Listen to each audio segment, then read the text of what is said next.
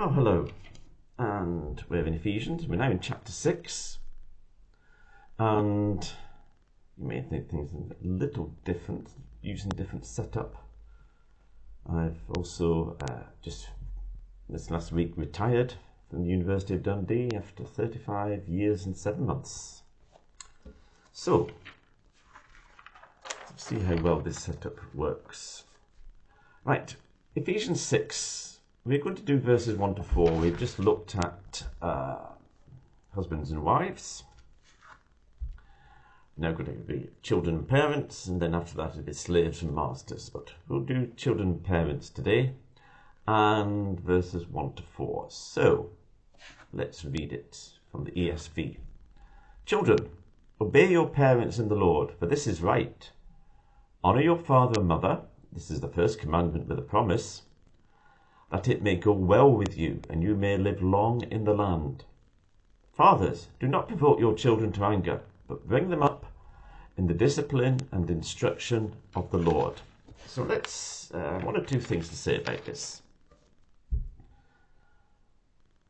First of all, notice right at the beginning, it says, children, obey your parents in the Lord.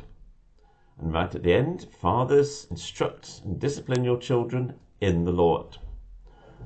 As with husbands and wives, everything is related back to Jesus.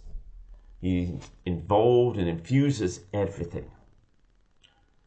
Now it says, children, obey your parents in the Lord, or respect your parents in the Lord, for this is right. Let me say something about respect. We say it a lot sometimes these days, people need to earn respect. Well, I'd say that's wrong. We need to give respect to certain people from the outset. Whether it be to teachers, to parents, to politicians even.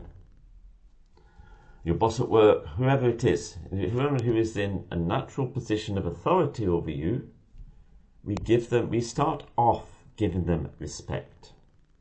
Now that person, and if you or I are in a position, as we will be in various ways, whether it's as parents or in our job, we need to live a life which is worthy of respect. But you don't, so you have to earn respect.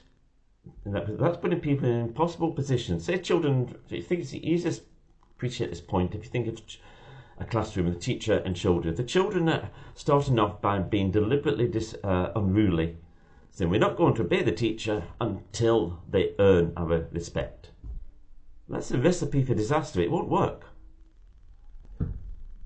We need to give respect from the outset.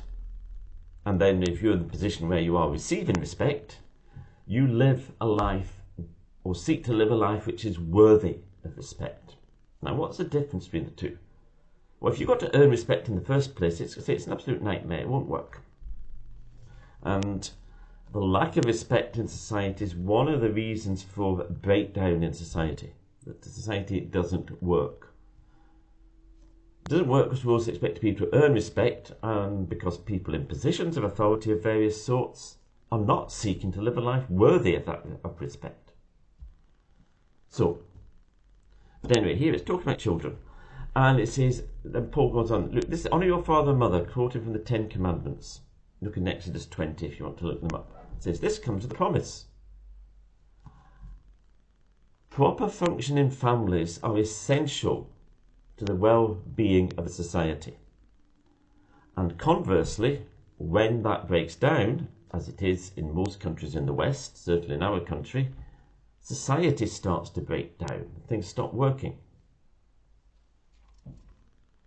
So it's very important. And notice also, right, the law still applies in many ways. That's the things that don't. We don't sacrifice bulls and goats every other day, and various other things like that. And we can have a bacon sandwich if you want one. But the moral aspects of the law still apply. The moral aspects of the law reflect God's morality. And that still applies, as it does here. The honouring our parents, we're still to do that. Moral standards have not changed with Jesus. And then if we go back to the end, right, so Children have been told to obey their parents. If you're a parent, or you're in any way you're on the receiving end of submission, you've been submitted to in some way or other, there can be a tendency to want to take advantage of that and use it to your own advantage.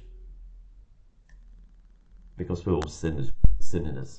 We mustn't do that, and Paul counteracts that here. So he says, do not provoke your children to anger. So where you have authority, you don't exercise it in a domineering way, but you do it with gentleness. But then also note that it says, bring them up in the discipline and instruction. So there's been talk at various stages, over many years about the children. Oh, you need to teach them why they have to do something. Well, okay, yes, we should. But it's the instruction and discipline. It's not one or the other. If all you do is discipline them and never explaining or showing them why we have certain rules and so on, have certain ways of doing things, then that's not going to end well. But if all you do is give instruction and never any discipline, that's not going to work either. It's discipline and instruction. The two go together. Anyway, that's parents and children. The next one, we'll be looking at slaves and masters.